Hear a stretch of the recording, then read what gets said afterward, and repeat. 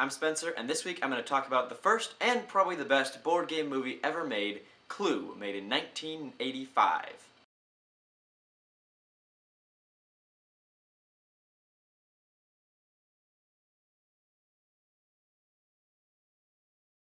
Before I get into my own opinions, I got some fun facts for you. This movie was shot with 3 different endings, and every theater only showed one ending. If you wanted to see multiple endings, you had to go to multiple theaters. All 3 endings were not shown together until it was released on video. They also filmed, but did not release, a 4th ending in which Wadsworth was the murderer of everybody for some skewed reason that he wanted perfection and everything, and then he was killed brutally by running away and getting attacked by the dogs. Now for my own opinions about this kind of unusual film. One of the things I love most about this film is that it deals with postmodernism, and for those of you who don't know, postmodernism in film refers to when the creator of the film assumes that we know certain things, certain tropes that come up in other films, and then plays off of those. In this movie, it plays off of tropes from murder mysteries, crime movies, some horror elements, and it makes jokes and references, and doesn't explain them necessarily, so if you didn't have previous knowledge of murder mystery films or crime films or anything like that, then you might not get all of the jokes they make, and that's kind of the referential end of postmodernism. I know I said it before, but this is very obviously a board game movie. That does not make it a bad movie, but it is very obvious. And the movie plays out like a board game plays out. At the beginning of the movie, you have the gathering of the people who are going to play the game, and that's when they're all arriving and going to dinner.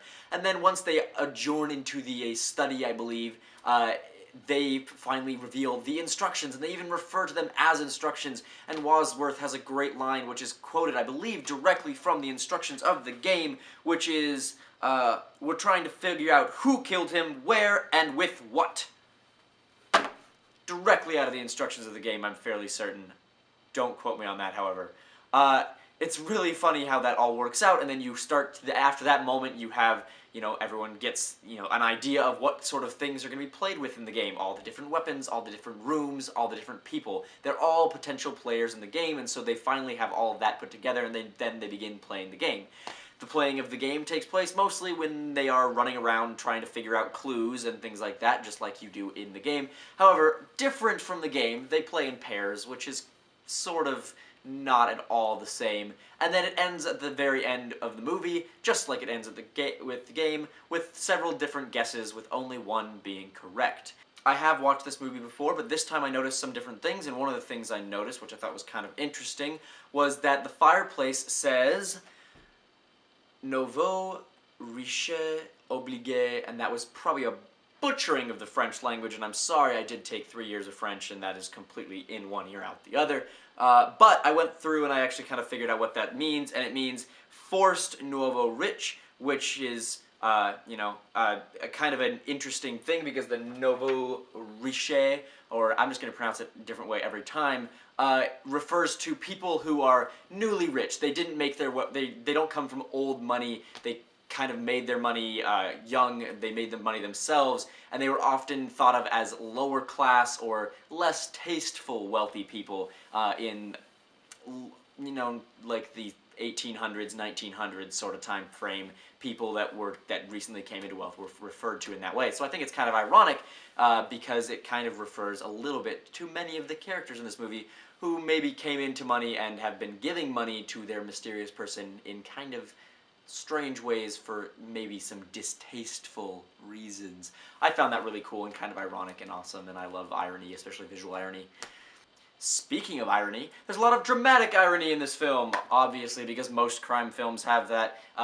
You are rarely ahead of the characters. There's kind of one point where we know a little bit more than the characters do, but the characters pretty much always catch up with us, and we figure out things as the characters do. We never have that sort of outside, I'm more awesome than the characters in the movie because I know things the characters don't know kind of moments in this film. The only moment that really changed that is when we have the mysterious moments with the burning of the evidence and the killing of the cop, the maid, and I believe the singing telegram. Those 4 moments are kind of the only ones where we really get the sense that we are not knowing, we do know a little bit more than the characters do, and that really does only serve the purpose of setting up the endings. It really does nothing else for us other than just kind of get us ahead for a second, and then the characters find out, and we're all back on the same page and not knowing things, and it's great.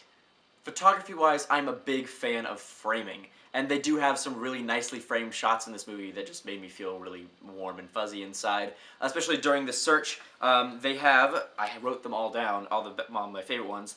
They have framing in the stairway of, I believe, Mr. Green and Yvette.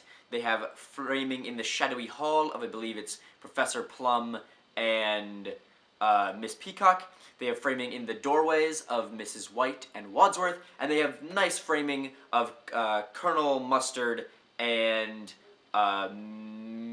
Ms. Green in the billiards room at the billiards table. All those moments are kind of my favorite moments, and they all came within really quick succession of each other, which was really cool. They're kind of my favorite framing moments from the film, and I love beautifully framed shots because it makes things very nice and beautiful, and it makes them pleasing to the eye, and it kind of gives a sense of artistry to the film. Another thing this movie does well is balance humor and drama, because that's kind of a hard thing to do, especially when you have a dark comedy like this that involves a lot of murder and death and blood, things like that. And so you have really intense, scary moments like Lead Pipe and Miss Scarlet. I meant to say Ms. Scarlet earlier, but I said Ms. Green. I'll correct that somewhere. When she's walking across the ballroom and pulls open the curtains and there's no one there. But they have those great dramatic moments lined up nicely with some very witty puns and some very funny physical humor, lots of people running into each other, spilling things, dropping things, slapping people. It's wonderful, and I love how well they balance it out and keep the movie kind of building tension, but at the same time let us know that it's still a comedy and it's not meant to be taken too seriously. My final thoughts for you this week kind of stem into the realm of Sir Arthur Conan Doyle, the original writer of the original Sherlock Holmes books, not the television shows that we have now, though those are also pretty great. I do enjoy them.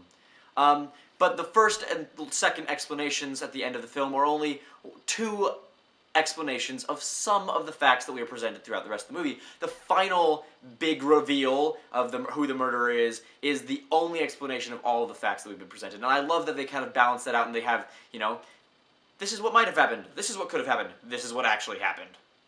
There you go. Now you know. Isn't that great? I love that. I love the way they end it, and I love the way it kind of all ties together in the end, with Wadsworth really getting what he deserves, even though he seems like such a great guy through most of the movie. If you liked that video, watch some more here and here.